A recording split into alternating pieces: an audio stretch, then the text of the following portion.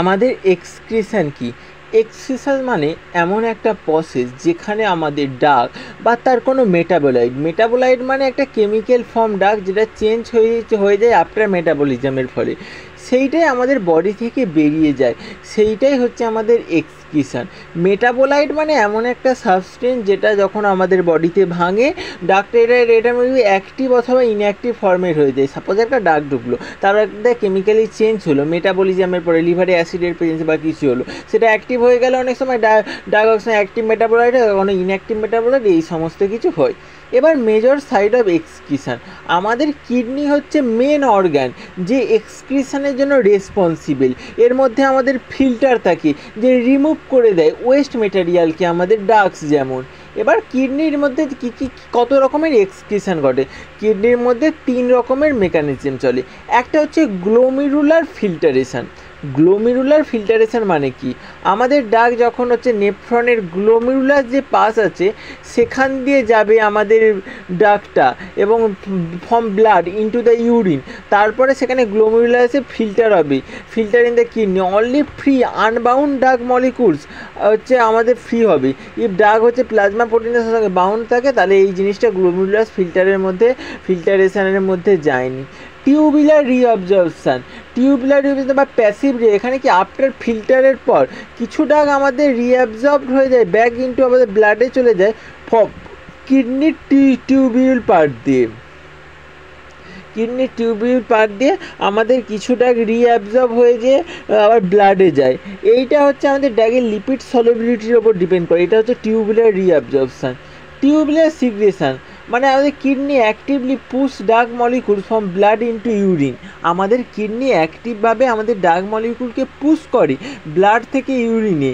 এই active means এখানে energy use করা হয়, স্পেসিফিক ট্রান্সপোর্টার এখানে হেল্প করে, এইটাই হচ্ছে আমাদের টিউবুকুলার সিগ্রেশন বা অ্যাক্টিভ সিগ্রেশন। তাছাড়া অন্যান্য রুট আছে আমাদের ডাক এক্সক্রিশনের মধ্যে। আমাদের লাংস, স্পেশালি যে সমস্ত ভোলাটাইল ডাক আছে, যেমন জেনারেল অ্যানাস্থেটিক ডাক আছে, অ্যালকোহলের মতো ডাকগুলো, এরা লাংস দিয়ে এক্সক্রিট হয়ে যায়।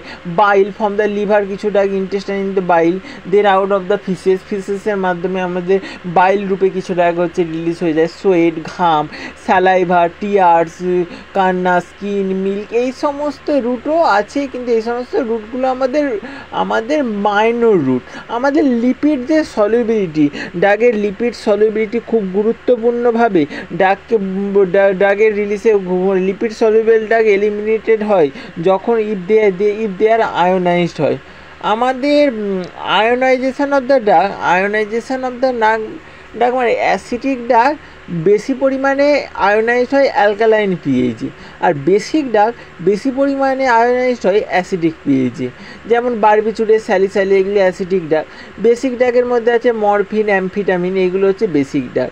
আমাদের এরকম ionised of the drug are water soluble and less likely to reabsorb, so they are excreted more easily. মানে যখন ডাক আয়োনাইজড হয়ে যাবে তখন এই বেশি পরিমাণে ওয়াটার সলিউবল হয়ে যাবে। আমরা how to modify urine pH to enhance excretion. Sometime আমরা চাই স্পিড আপ করে বাড়ি দিতে ডাকের এলিমিনেশনকে বাই চেঞ্জিং ইউরিনের পিএইচকে চেঞ্জ করে আমরা ডাকের স্পিড আপ করে দিতে এলিমিনেশনকে। Alkalization of the urine making it more basic, আমাদের ইউরিনকে খুব বেশি পরিমাণে বেসিক করে দেয়। ডান বাই অ্যাডিং সোডিয়াম বাইকার্বনেটকে অ্যাড করে আমাদের হেল্প এক্সক্রিট অ্যাসিডিক ডাক ফাস্টার। এইভাবে আমরা হচ্ছে ইনহ্যান্স করতে পারি এক্সক্রিয়েশন। অ্যাসিডিফিকেশান অফ দ্য ইউরিন, এখানে আইভি ইনফিউশনের মাধ্যমে আর্জিনিন HCl একটা অ্যামিনো অ্যাসিড যেটা আমাদের হাইড্রোক্লোরির সাথে ফলোড হয়ে আমাদের ওরাল NaOH বা সোডিয়াম অ্যাসিড ক্লোরাইড এর মাধ্যমে আমরা ইউরিনে অ্যাসিডিফিকেশান করি। হেল্পস করতে সাহায্য করে এক্সক্রিট, বেসিক ডাক আমাদের তাড়াতাড়ি হচ্ছে এক্সক্রিট হয়ে যায়। রেট অফ এলিমিনেশান মানে এটা আমাদের বলে একটা ডাক কত তাড়াতাড়ি আমাদের শরীরের মধ্য থেকে রিমুভ হচ্ছে, সেইটার উপর ডিপেন্ড করে আমাদের ডাকের রেট অফ এলিমিনেশান।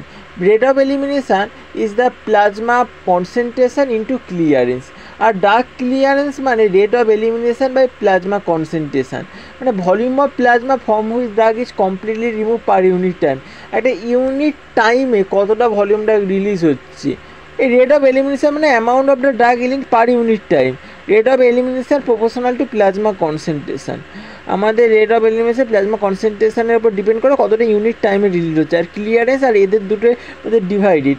কনসেন্ট্রেশন ক্লিয়ারেন্স হচ্ছে concentration of urine flow by plasma concentration.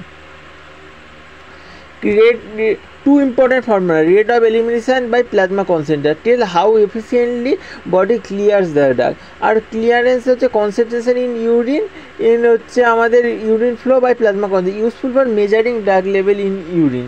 আমাদের ইউরিন ফ্লোর ওপর নির্ভর করে।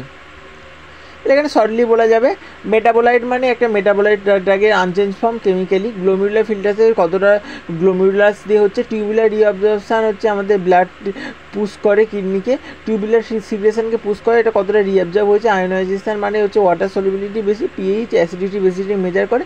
ক্লিয়ারেন্স হচ্ছে আমাদের rate of elimination by plasma concentration, rate of elimination in concentration of urine by plasma concentration, urine flow, rate of the drug urine.